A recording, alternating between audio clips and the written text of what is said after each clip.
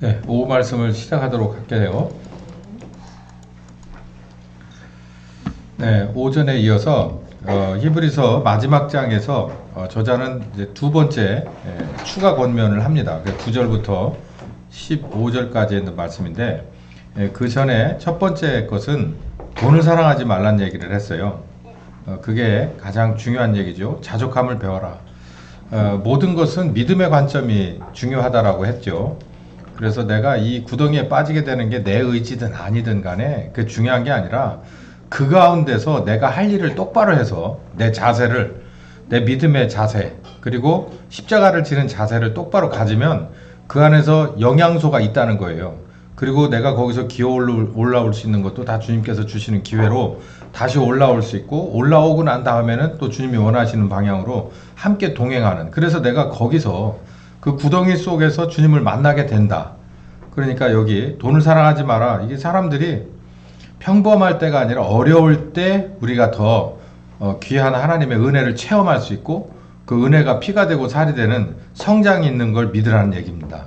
그 얘기를 오전에 했고, 두 번째는 다른 교훈에 끌리지 말라는 얘기인데, 이 다른 교훈이라는 얘기가 이제 본문에서 아주 중요한 말씀들이 여기에 나와요. 처음에 무슨 얘기부터 시작하냐면 9절을 한번 읽어보겠습니다. 시작. 여러 가지 다른 교훈에 끌리지 마라. 마음은 은혜로서 굳게함이 아름답고 식물로서 할 것이 아니니 식물로 말미암아 행한 자는 유익을 얻지 못하느니라 라고 했어요. 그러니까 여기 가만히 보면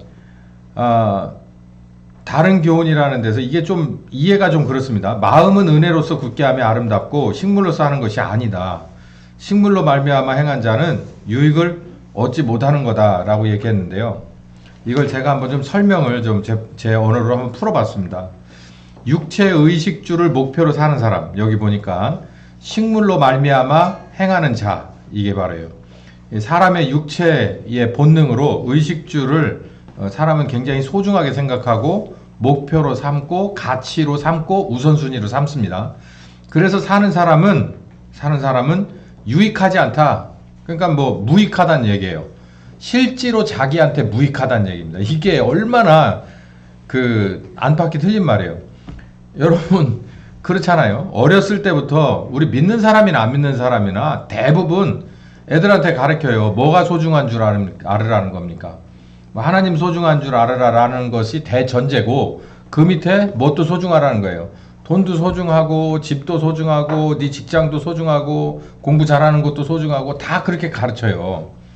근데 우리가 이게 막 엉켜 있습니다. 엉켜 있는데 실질적으로 제가 아까 표현했듯이 큰 틀에서 하나님보다 소중한 건 없어 라고 해놓고 안 해놓고 한다면 그거는 안 믿는 사람이니까, 믿는 사람은 그렇게 말은 해놓고 실질적으로는 뭘 따라가냐면 식물로 말미암아서 행한다는 거예요. 오로지 식물만 쳐다보고 살게 된다는 거예요. 이게 뭐하고 똑같습니까? 짐승하고 똑같은 거죠. 우리가 객관적으로 봐도 철학이라는 게 뭐예요? 먹고 사는, 입고 사는 문제를 다루는 게 아니잖아요. 형이상학적인 먹고 사는 그 이전의 것, 그 위의 것을 다루는 거잖아요. 근데 그렇지 않고 여기서는 식물이라고 말해요. 식물은 우리가 먹는 거예요. 그냥 이렇게 봐요. 먹을 식자에다가 물건을 물 때 물자라고 보시면 돼요. 저기 식물이냐 동물이냐가 중요한 게 아니라 우리가 먹을 수 입으로 들어가는 걸 말하는 거죠. 그걸 목표로 사는 사람은 무익합니다 라고 얘기해요. 여기서 우리는 굉장히 큰 갈림길에 서게 돼요. 우리가 하나님을 믿고 그의 아들 예수 그리스도로 그리고 성령님과 동행한다면 식물을 추구하는 삶은 무익하다라는 것도 받아들여야 된다는 겁니다. 그러면 여기서 한 절반 떨어져 나가요. 왜냐? 나는 식물이 굉장히 중요하다고 생각하거든. 그 여기서 뭐가 이제 새로운 그 업종이 하나 생기냐면 하나님도 따라갈 수 있고 그리고 식물도 따라가는 것을 가르쳐주는 사람이 생겨나요. 그 이제 주객이 전도가 돼서 말씀은 이렇게 딱 나와 있는데 선을 딱 걷거든요. 갈림길에 서게 된다. 네가 세상에서 나오게 되면, 예수로 말미암아 믿음으로 나오게 되면 거듭난 사람이 가야 될 길과 그렇지 않은 원래의 길 둘 중에 하나를 네가 선택을 해야 된다는 거예요. 여기 보니까 무익한 삶을 왜 삽니까? 하나님이 우리 보고 무익한 삶을 살으라고 예수님 십자가에 죽였습니까? 아니잖아요. 유익한 삶을 주기 위해서 예수님 십자가에 죽이신 거예요. 그런데 여전히 식물만 추구하는 삶을 산다? 그건 무익하다는 얘기예요. 이게 점잖은 말투지만 나쁘게 말하면 그 따위로 살면 아무 의미 없어 라는 얘기입니다. 이게. 두 번째, 마음을 위해서는 은혜를 목표로 사는 사람, 이 마음에 은혜를 목표로 사는 자는 아름답습니다 라고 얘기했어요. 이런 표현이 굉장히 낯설은데 그 영국식 영어에 보면 러블리라는 표현이 많이 있거든요. 그 러블리라는 걸 이 영화를 이렇게 가만히 보다 보면 걔네 입에 달린 소리예요. 러블리. 아, 나는 참 그거 되게 좋다라고 할 때 막 러블리 이렇게 얘기를 하거든요. 여기서도 그런 각도로 보시면 되겠어요. 너무나도 바람직합니다. 옳습니다. 라고 하는 거예요. 이 아름답다. 마음을 위해서 은혜. 여기 보니까 마음은 은혜로서 굳게 합니다. 그러니까 마음을 뭘 먹고 사냐면 은혜를 먹고 살고, 몸은 뭘 먹고 살고 식물을 먹고 살고, 몸만 따라가서 식물만 막 걸떡거리면서 살면 그 식물을 사는 돈을 따라다니고 그 돈을 벌게 하는 온갖 그 방법들을 따라다니면 그게 합법이든 불법이든 상관없이 그러면은 그 사람은 유익하지 않습니다. 점잖은 표현이에요. 그러나 마음이 먹고 사는 하나님의 은혜를 따라다니는 삶은 아름답습니다 라고 얘기하는 거예요. 현실에서 그럴까요? 반대죠. 돈이 있으면 집도 아름답게 꾸며요. 돈이 있으면 얼굴도 다 뜯어 고칩니다. 텔레비를 보면 재밌는 게 하나 있는데요. 어디서 많이 본 것 같은 얼굴이 어떤 드라마의 주연 조연으로 나옵니다. 근데 제가 물어봐요. 여보, 저 사람이 똑같은 사람 아니야? 아니야, 틀린 사람이야. 그러더라고요. 아, 나 똑같은 것 같은데. 아, 원장님이 같구나. 네. 그러니까 원판은 다 틀린데 그 원장님이 손대면 비슷하게 나오는 거예요. 얼굴도 고쳐요, 아름답게. 뭐 좋은 거 입으면 맵신하게 만들어 놓죠. 그것만 하는 프로들이 있으니까. 뭐든 다 고칩니다. 뭐든 뭐라게 아름답게 다 고쳐요. 근데 성경은 오늘 뭐라고 말하냐면 마음은 하나님의 은혜로 아름다워집니다. 은혜를 먹고 삽니다 라는 얘기예요. 그게 아름답습니다. 뭘 쫓아가지 마십시오. 그냥 입에서 원하는 것만 쫓아가는 거 그거 유익하지 못합니다. 그런데 여기 뭐예요? 다른 교훈을 끌리지 말라. 그러니까 다른 교훈이 옛날부터 있었던 거예요. 뭐가?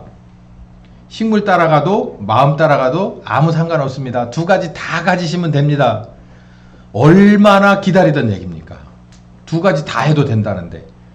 이거 저기 교회 갔더니 저 목사님이 그 두 가지 다 된다는데? 그럼 이제 갈등이 생기는 거예요. 선택은 여러분의 몫입니다. 뭘 따라가실 겁니까? 사람 따라가는 게 아니죠. 말씀 따라가야죠. 말씀 따라가야죠. 여기서 사실상 마지막으로 무슨 얘기를 시작하냐면 여러분 옆에는 선택의 여지가 많아요. 교훈들이. 뭐 요즘 날에 그렇잖아요. 뭐 저기 1번 찍으신 분들이 뭐 그 사람들이 목사인지 신학자인지 요즘 들어서 막 핫한 얘기가 있더라고. 저는 하나도 기분 나쁘지도 않더만 많은 사람들이 기분 나쁘다고 SNS에 올렸어요. 뭐 한국의 예수 그리스도인 듯. 그래가지고 뭐 불경스럽다느니 막 하는데 저는 하나도 뭐 그런 생각은 안 들거든요. 뭐 그런 정도 가지고 제가 흔들리지는 않는데 많은 사람들은 발끈하더라고요. 발끈하라고 하는 거예요. 그러게 말릴 필요는 없잖아요. 뭘 어떻게 하든지 간에 자기 자유입니다. 근데 결론은 본인이 다 책임지는 거예요. 그러기에 우리가 믿음을 가진 사람은 참을 수 있습니다. 남들이 우리를 어떻게 보더라도 참을 수 있는 건 결론을 우리가 확실히 믿고 그 증거를 갖고 있기 때문에 그래요. 시간은 누구 편이에요? 우리 편이에요. 시간은 우리 편이야. 그러니까 웬만한 거에 흔들릴 필요가 없는 것은 결론을 뻔히 알고 있는 거예요. 뭘 믿느냐에 따라 달라요. 여러분, 불과 한 달 반 전만 해도 날파리 모기 어마어마했습니다. 지금 날파리 모기가 정말 없는데 가끔가다 하나씩 있거든요. 걔 아무런 힘을 못 써요. 그냥 목숨만 붙어 있어요. 세상의 것은 그렇게 된다고 요한 1서에 요한일서 기자가 분명히 말했습니다. 이 세상은 어떻게 된다는 거예요? 다 육신의 정욕도 안목의 정욕도 이생의 자랑도 다 시간이 지나면서 뭐 한다는 거예요? 다 지나간다는 거예요. 전도서 저자도 그랬어요. 다 지나간다. 헛되다 곱하기 7번. 그러나 뭐는 남아있다. 하나님의 말씀은 영원하다는 거예요. 우린 그걸 믿기 때문에 우리는 평안할 수 있고 그리고 흔들리지 않을 수 있는 걸 믿으시기 바랍니다. 여기 다른 교훈에 끌리지 말래. 두 가지 다는 안 됩니다. 한 가지만 따라가는 거예요. 그래서 마음을 풍성하게 하는, 마음 먹고 사는 하나님의 은혜를 추구하는 삶이 아름답고, 그렇지 않고 몸의 본성과 요구를, 욕심을 따라가는 그 삶은 무익하다는 얘기예요. 결론이 무익하다. 그러지 마라. 나사로를 아십니까? 부자를 아십니까? 예수님이 만들어 놓은 부자인데 아주 확실한 그 비유인데, 확실한 비유입니다. 평생을 움막 속에서 살고 움막에서도 없어서 밖에서 노숙하기를 밥 먹듯이 하고, 촉은 목피 들어나 봤나? 얘들은 모를 거예요. 촉은 목피. 한자어도 안 배우니까 요즘은. 촉은 목피. 이 풀뿌리하고 나무 껍질. 뭐 저도 모릅니다. 이게 이런 시대. 이렇게 근근히 살아가는 그런 형태의 삶을 사는 나사로가 있어요. 예수님의 비유예요. 그래도 그냥 다 이 거지가 게을러서 거지가 됐는지 이런 거 모르잖아요. 그러니까 똑바로 알아야 돼. 할 일을 해서 낙원에 가 있는 이 삶 속에서 우리가 흔히 말하는 날거지가 있고, 여기서 뭘 어떤 식으로 벌어먹고 살았든, 정직하고 성실하게 했든 뭘 했든 간에 상관없이 산의 진미로 살다가, 즐기면서 살다가 결국은 할 일을 안 해서 음부에 간 부자가 있어요. 성경은 할 일을 해서 안 해서가 없어요. 이거를 여기다가 이제 잘못하면 뭐가 되냐면, 그럼 성경은 가난한 자 편이고 부자는 아닌 겁니까? 라는 얘기죠. 아, 부자라도 할 일을 하면 된다니까. 근데 할 일을 안 하면 안 돼. 가난해도 할 일을 안 하면은 가난한 게 안 되는 거고, 할 일을 했기 때문에 낙원에 가는 거죠. 여기서 주는 비유는, 그 예수님의 비유는, 부자와 나사로의 비유는 우리에게 굉장히 큰 의미를 주는데, 우리가 할 일을 한다는 전제하에, 또 할 일 때문에 내가 나사로와 같은 길을 걷더라도 여러분 놀라지 마십시오 라는 얘기예요. 우리가 이 나사로와 같이 할 일을 하면서 이 부자가 살았던 대로 산의 진미로 산다면 그것도 하나님 앞에 감사할 일이지만, 사람이라는 게 내가 잘해서 그렇게 부자 된 것처럼 생각해요. 하나님 은혜라고 생각하는 사람 별로 없어. 언제 이제 갈등을 겪게 되냐면, 내가 이게 할 일도 별로 없는데, 한 일도 없는데 부자가 됐다. 그래서 갈등이 생기는 사람은 내가 못 받고, 내가 열심히 했든 안 했든 간에 가난한 구덩이에 빠질 때 사람이 머릿속에 생각이 복잡해지더라고. 그러지 말라는 거예요. 당신이 하나님이 원하는 대로 다른 교훈에 끌리지 않고 마음을 평화롭게 하는 하나님의 말씀과 그 은혜를 좇은 삶을 살다가 이 촉은 목피로 연명하는 그 삶을 살더라도 당신은 걱정하지 마십시오. 얘기해요. 만약에 그 반대로 부자처럼 해서 산의 진미로 평생을 즐기며 음부에 가는 것보다 낫습니다 라는 얘기입니다. 이게 극단적인 비유예요. 극단적인 비유. 다른 교훈 이거 섞어놓은 거 따라가지 마세요. 고린도전서 8장 8절부터 13절에 이 말씀을 제게 직접 주셨습니다. 식물에 관한 얘기인데요. 한번 읽어봅시다. 말씀을 뭐 안 읽어보실 테니까 읽어봐요. 시작. 식물은 우리를 하나님 앞에 세우지 못합니다. 우리가 먹지 아니하여도 부족함이 없고 먹어도 풍성함이 없습니다. 이 말씀이 명언이에요. 이거 가만히 보세요. 이 말씀을 예수님도 비슷한 말씀을 하신 적이 있는데, 우리가 먹지 아니하여도 부족한 게 없고 먹어도 풍성함이 없다는 이 뭐랄까요? 이 아주 특별한 이 국어가 뭐라 그래? 이걸 반어법이라고 얘기합니까? 이걸 가만히 보세요. 얼마나 우리에게 참 큰 의미를 주냐고요. 먹지 아니하여도 부족하면, 안 먹으면 부족하지. 배고프면 부족하지. 배부르면 풍성하지. 근데 반대로 뭐라 그래요? 내가 많이 먹어도 부족함이 없고, 안 먹어도, 그리고 많이 먹어도 배부르고 풍성하지 않다는 거예요. 뭐가? 우리 육체로 우리 점심 때 아이고 배불러 아이고 배불러 하고 먹었잖아요. 그 식물이라고 하는 건 하나님 앞에서 그렇다는 말이에요. 이 얘기는 조금 더 직접적으로 말하면 하나님 앞에 내가 하루에 3끼를 먹고 살든 한 끼 반을 먹고 살든 아무 저기가 없다는 거예요. 하나님 앞에서 점수에 가감이 없다는 거예요. 경우에 따라서는 3끼를 다 먹고 4끼, 5끼가 될 수도 있고 그렇지 않고 한 끼도 제대로 못 먹는 수도 있습니다만은 우리들의 삶 속에 그러나 그로 인해서 식물의 많고 적음과 횟수의 많고 적음으로 인해서 하나님 앞에 채점표에 더 들어가고 덜 들어가는 건 없습니다라는 거예요. 자, 그러면 어떤 게 하나님의 점수판에 더 들어가고 덜 들어가는 직접적인 요소일까요? 자, 한번 보세요. 더 넘어가서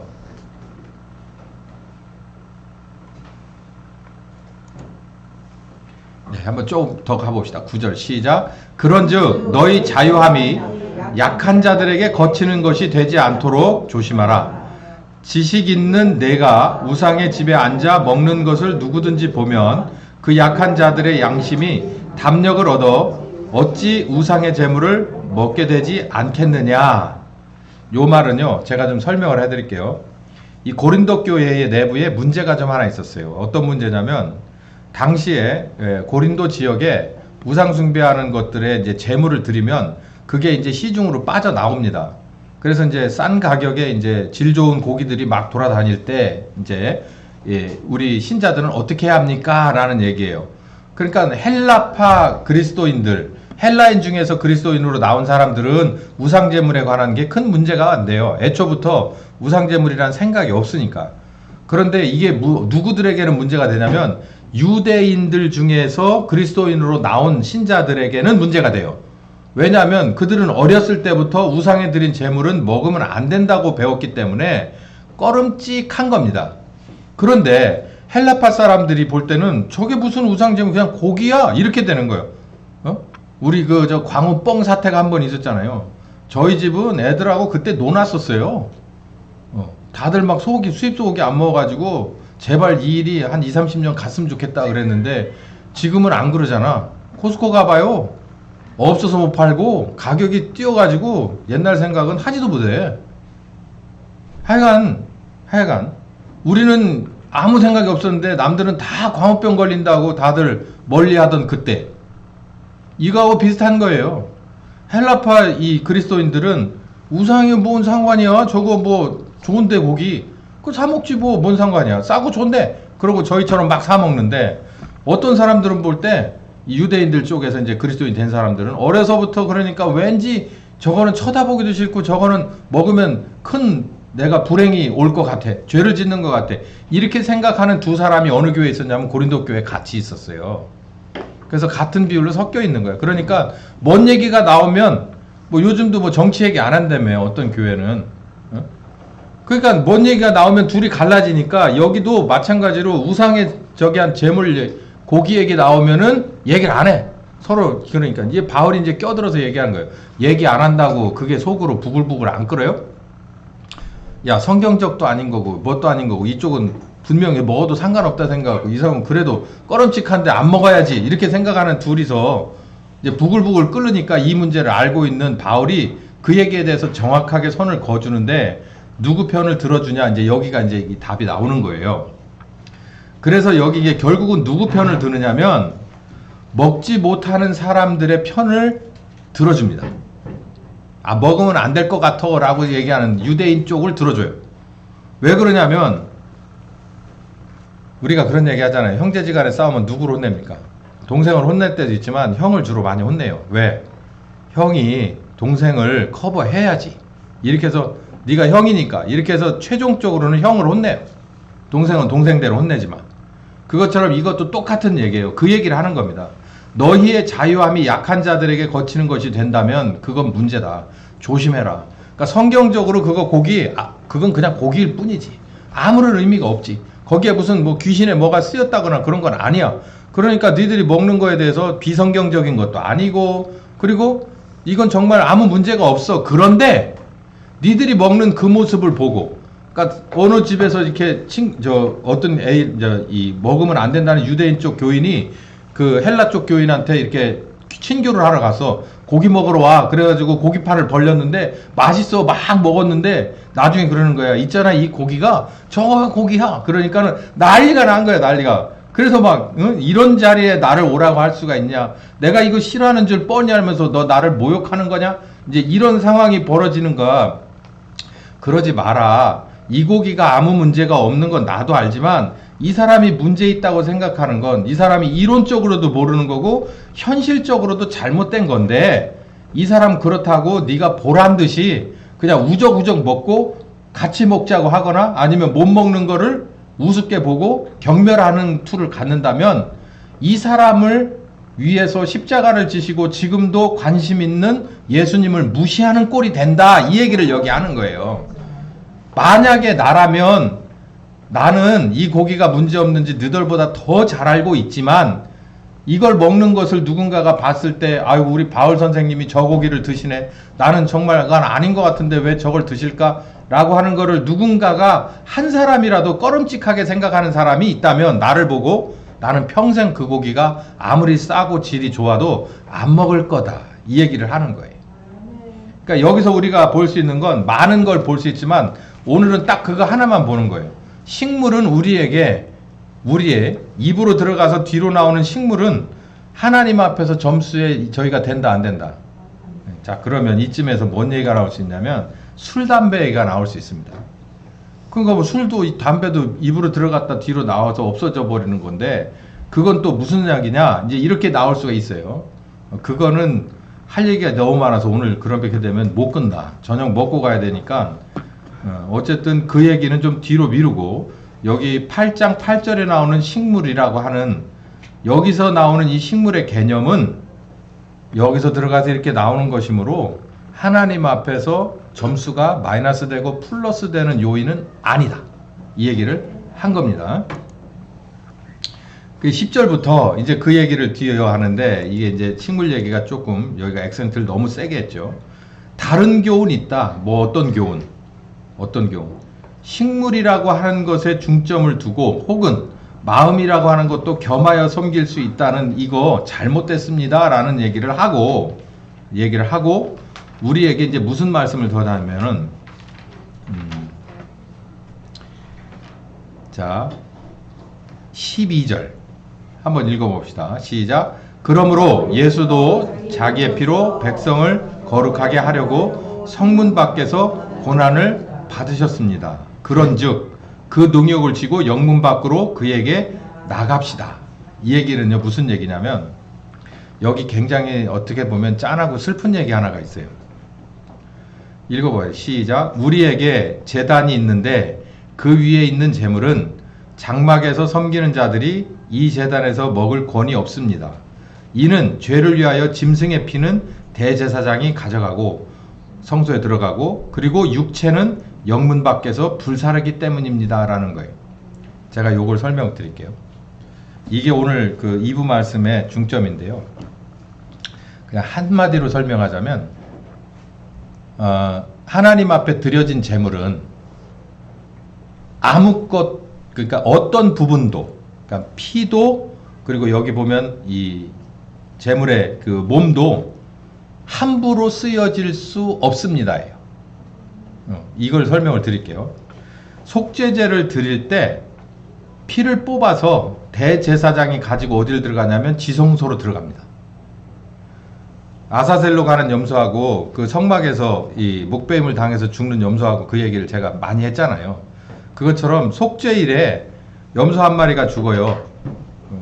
그냥 목배임을 해서 피를 뽑고 죽습니다. 그러면 그 피를 가지고 대제사장이 지성소에 들어가서 뿌려요. 죄를 위해서. 이스라엘의 죄를 위해서. 그리고 이제 그 피를 뺐으니까 사체가 있을 거 아니에요. 그 사체는 영문 밖에다가 그 영문 밖에라는 게 저 밖에 그러니까 거룩한 영역에서 그 밖으로 쫓겨나서 거기서 불을 태웁니다. 그래서 염소 한 마리의 존재는 없어져요. 그 생명이 들어있는 피도 없어지고 몸도 없어져 버려요. 뭘 위해서? 죄를 위해서. 그리고 아사셀로 가는 염소도 마찬가지예요. 이 아사셀로 가는 염소는 이제 모든 죄를 이 머리에 안수를 해서 아사셀로 이렇게 가 그러고서 밖에 내놓는 게 아니고 절벽에서 굴러 떨어뜨립니다. 그러니까 모든 뼈가 다 부스러지고 으서지면 움직일 수 없어 숨만 걸떡거리고 있을 때 날짐승들이든 들짐승들이 와서 뜯어먹고 쪼아먹고 해서 죽어요. 그래서 다 뜯어먹습니다. 누굴 위해서? 이스라엘의 죄를 위해서.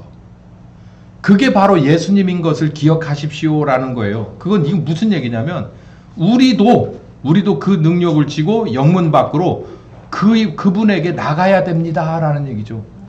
이게 얼마나 과격한 얘기냐면 우리도 하나님 앞에 드려진 인생이면 우리가 뭔가 이렇게 여분 있는 삶, 뭐 저녁 있는 삶이잖아요. 그런 거 없단 얘기예요. 그런 거 없는 줄 여러분 똑바로 아십시오. 우리가 드려졌다면 처음부터 끝까지 우리의 생각과 마음과 몸은 먹는 것과 입는 것, 마시는 것을 포함한 모든 것은 하나님 앞에 드려진 것입니다 라는 것을 말하는 거예요. 그러니 여러분 정신 차리십시오 이런 얘기죠. 여기 보니까 다른 교훈 얘기하잖아요. 굉장히 이렇게 점잖게 얘기하지만 이게 점점점 들어가면서 15절까지 가면서 굉장히 과격해집니다. 14절 읽어보세요. 시작. 우리가 여기는 영구한 도성이 없고 오직 장차 올 것을 찾나니 그러므로 우리가 예수로 말미암아 항상 찬미의 제사를 하나님께 드리자. 이는 그 이름으로 증거하는 입술의 열매니라. 고통스러운 길을 가더라도 찬송하면서 끝까지 가십시오 이런 얘기예요. 우리는 여기에 꿈이 없지 않습니까? 라는 얘기죠. 여러분 어디 꿈이 있습니까? 네. 하나님 나라의 꿈이 있어야 돼요. 그러면 여기를 하찮게 볼 수 있어요. 여기에 꿈이 있으면 미련이 남게 돼요. 여한이 남게 돼요. 근데 하나님 나라의 꿈이 있으면 여기에 미련과 여한이 없습니다.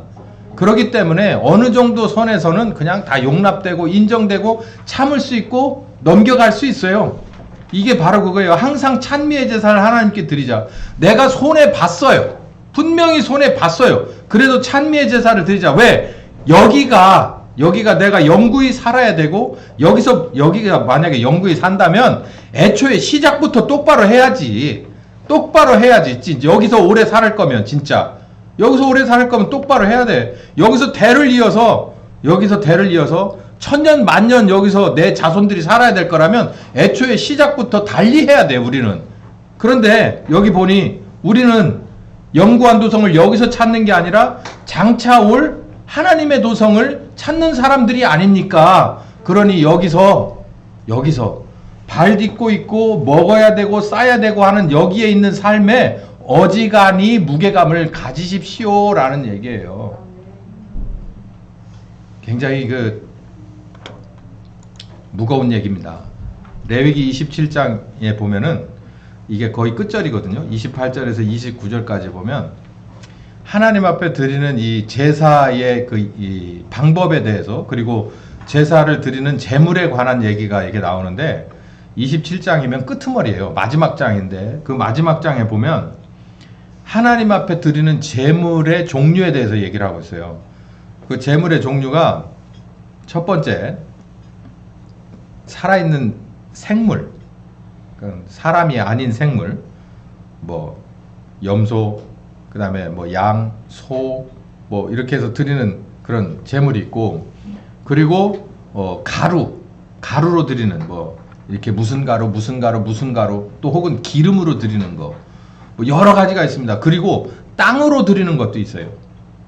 그런데 크게 따져보면 두 종류가 있는데, 하나는 드렸다가 다시 반품받아갈 수 있는 게 있고, 한번 드리면 사람이든 짐승이든 절대로 리펀이 안 되는 이 재물이 있어요. 근데 여러분 가만히 생각해 보십시오. 어떤 거 가지고서 운영이 되겠습니까? 뭐 교회라고 하기는 좀 그렇고, 뭐 다른 어떤 기업체라 하더라도요, 내가 이게 수입을 얻어왔는데 이 수입이 언제 다시 리펀돼서 나갈 수 있다라고 생각한다면 그거를 카운트에 넣을 수 있습니까? 안 되죠. 예를 들어서 차를 10대를 팔았어요. 한 대에 10,000원씩 10대를 팔아서 10만 원이 수입으로 들어왔어. 근데 이게 한 달에서 석 달 중에는 얼마든지 리펀이 가능해. 물론 리펀을 하면 가산금이 내게 들어오지만 리펀이 될 걸 생각을 하면 내가 한 달에 10만 원이라는 것을 벌었어. 그 10만 원을 내가 온전히 지출할 수 있는 여력이 생겨요, 안 생겨요? 안 생겨요. 3개월까지는 그냥 내가 그냥 붙들고 있어야 되는 거예요. 아무 일이 안 되는 거예요. 내가 여기서 10대가 다 리펀이 나갈지 아니면 한두 대가 나갈지 5대가 나갈지 모르는 일이잖아요. 그러면 수입의 금액이 5만 원으로 줄어들 수 있고 2만 원 줄어들 수 있고 안 그러면 제로가 될 수도 있는 거예요. 그러니까 계획을 세울 수 없고 진행을 시킬 수 없단 말이에요. 하나님도 마찬가지예요. 들였다가 다시 뽑아간다면 봐요. 내가 염소 한 마리를 들였는데 우리 애가 맨날 집에서 우는 거예요. 한 3일 밥도 안 먹고 울어. 아빠 왜 그거 가져다가 제물로 드렸어? 난 그거 없이는 못 살아. 한 3일 안 먹었어 밥을. 그럼 어떻게 해야 돼? 와가지고 5% 가산금 넣을 때니까 그 염소 주세요. 그러면 염소를 반품을 해갈 때를 대비해서 뭐 할 수가 없어요. 제물로 드릴 수가 없어요. 하나님 앞에. 그냥 대기해놓고 기다려야 되는 거예요. 그러면은 성전이 운영될까요? 안 될까요? 성전이 운영되는 건 이 돈이 들어오고 나가는 이런 문제, 그런 운영이 아니라 하나님 앞에서의 뭔가가 이루어질까요? 안 될까요? 안 돼요. 그거 그냥 놓고 기다려야 되는 거예요. 그래서 하나님이 뭘 명했냐면 아주 바친 재물을 명했어요. 그러니까 한번 드리면 그거는 반품이 안 되는 재물이 있어. 읽어봅시다. 28절 시작. 오직 여호와께 아주 바친 그 물건은 사람이든지 생축이든지 기업에 바치든지 팔지도 못하고 다시 반품도 안 되고 바친 것은 다 여호와께 지극히 거룩하게 된다. 29절. 아주 바친 그 사람의 경우는 다시 반품되지 못하나니 반드시 하나님 앞에 드려져야 되는 거예요. 죽어야 끝나는 일이라는 거예요. 드렸으니까. 그러면 여러분은 사도행전 1장 4절에 성령님을 기다려라. 1장 8절에 오직 성령께서 너희에게 임하시면 너희가 권능을 받고 예루살렘과 온 유다와 사마리아와 땅끝까지 내 증인이 될 것이다. 여기에 응답해서 이들이 기도를 드렸어요. 열흘 기도에 들어갔어. 그리고 성령께서 오셔서 이들과 함께 했어요. 그럼 이들은 아주 드린 재물입니까? 아니면 그냥 드려본 재물입니까? 아주 드린 사람 재물이죠. 그럼 이들은 뭐 해야 끝나는 거예요? 죽어야 끝나는 거예요. 여러분 선택해야 돼요. 구약은요 한정돼 있었어요. 그냥 일단 드린 가재물이 있었고 완전히 드린 재물이 있었어요. 그 비율이 완전히 드린 재물은 적고 가재물은 많았겠죠. 신약은 틀려요. 신약은 가재물이 없어요. 신약의 성도는 다 드린 거예요. 본인이 어디까지 드리느냐는 본인의 적이지만 이 성경으로 인해서는 우리에게 뭐라 그러냐면 아주 드린 재물을 원하는 거예요. 예수님께서 120명의 성도들을 목회했어요. 직간접적으로. 이들은 아주 드렸어요.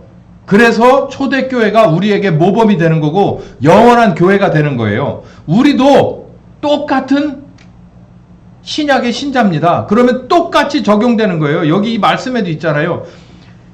하나님은 어제나 오늘이나 뭐 하시다? 동일하시다. 동일. 그러니까 초대교회의 기준이 지금도 우리에게 동일해요. 그러니까 아주 드리는 것이 우리들이 나아가야 될 궁극적인 목표 지점입니다.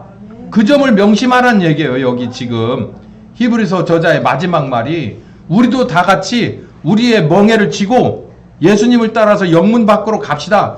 피는 뽑아놓고 생명은 내려놓고 우리들의 삶도 모두가 다 지고 어디로? 영문 밖에서 불태워진 자기의 젊은 33년의 생애가 정말로 사람들이 볼 때 정말 말도 못해 누더기의 삶을 살아 거기서 우리를 위해서 불살라진 예수 그리스도를 따라 갑시다 이 말이에요. 여러분 제가 이렇게 말씀을 맺을게요. 제가 이 우리나라의 현재 정치 상황과 경제 상황에 있어서 이게 콩이냐 팥이냐 다루는 것을 안 합니다. 어지간하면 안 하려고 노력을 해요. 왜 그러냐면 이제는 문제를 제시할 게 아니라 해법을 내놔야 돼. 해법이 여러 가지가 있는데 지금 있는 수준의 교회와 정치인들 가지고선 절대 안 됩니다. 소위 말해서 우파라고 하는 사람들이 100만 명이 광화문에 모여보세요. 될 것 같습니까? 안 돼요. 저는 이 문제는 영적인 데서부터 하나님이 묶어놓고 하나님이 묶인 것을 풀어놔야만 된다고 저는 굳게 믿습니다. 왜냐하면 우리들의 무슨 방법으로는 폭력을 제외한 것으로는 저 사람들은 안 돼요. 저 사람들이 가진 저 이념은 폭력을 수반해서 피를 보는 것이 저 사람들의 목적이에요. 우리가 그 게임에 빠져들어갈 수는 없고요. 저걸 이길 수 있는 건 복음밖에 없습니다. 복음이라고 하니까 고리타분한 걸 얘기하는 게 아니고 창세기 3장 15절 16절 보세요. 거기 보면 둘이 같이 싸움이 붙어요. 그래서 뱀이 와서 어디를 물어요? 발꿈치를 물습니다. 발꿈치를 물려요. 그러니까 뱀이 누구한테 딱 붙어요? 여자의 후손에게 딱 붙죠? 그러니까 잘 됐다 그러고 어떻게 되는 거예요? 아니 가만히 봐봐요. 그걸 머릿속에 그려보라니까. 뱀이 와서 발꿈치를 물어서 끔찍한 일이죠. 그러나 뱀이 멀리 있을 때는 어떻게 하기가 어려워. 근데 딱 물으니까 어떻게 했다는 거예요? 그냥 머리통을 부숴버렸다는 거예요. 발꿈치를 내주고 머리통을 가지고 오는 거예요. 항상 역사를 보십시오. 특히 우리나라의 역사를 봐요. 우리는 발꿈치를 내주고 머리통을 깨부셔버린 역사 가운데서 우리는 이 대한민국은 여기 생겨났고 지금까지 살아왔고 지금도 그 방법밖에 없는 걸 우리는 알아야 됩니다. 딴 사람들은 몰라도 우리는 알아야 돼요. 여기 있는 하나 교회 교인들은 알아야 됩니다. 그러므로 인해서 우리가 이 말씀에 더 집중할 수밖에 없고 이 말씀이 살아서 내게 체험이 되고 살이 되고 피가 돼야 그리고 내가 완전히 드려져야 성령께서 바로 그 사람과 그 교회를 예루살렘을 평정하고 유다와 사마리아와 땅끝까지 이르러서 내 목숨이 끝나는 때까지 그 자리에서 하나님이 영광 받으시고 이 땅에 고귀한 피가 흘러 하나님의 나라가 증명될 것을 믿으시기 바랍니다. 이제는 우리는 바로 이 말씀을 따라서 주님 앞에 완전히 드려져야 될 때예요. 성령님의 지경은 무한대입니다. 방법은요, 사람들이 생각하는 그런 이 책사들이, 모사들이 펼쳐낼 수 없는 방법을 가지고 계세요. 거기에 쓰임받을 만한 사람들이 된다면 여러분 바로 하나님의 나라, 하나님의 때에 그 영광과 귀한 해결과 축복이 이루어질 것을 믿으시길 예수님의 이름으로 축원합니다. 귀하신 하나님 감사합니다. 이 귀한 말씀 히브리서의 마지막에 정말 결기 넘치는 이 말씀, 그러면서도 품위를 잃지 않고 그러면서도 목숨까지도 완전히 드리고자 하는 바로 이 굳은 믿음의 정신이 우리 모두를 감동감화하사 우리들의 삶 속에서 증명되고 피가 되고 살이 되고 이들과 같이 우리도 드려지고 주님 앞에 영광되는 귀한 그날을 향하여 달려가는 우리와 이 교회가 되게 하여 주시옵소서. 예수님의 이름으로 기도했습니다. 네, 오늘 여기까지 하겠습니다.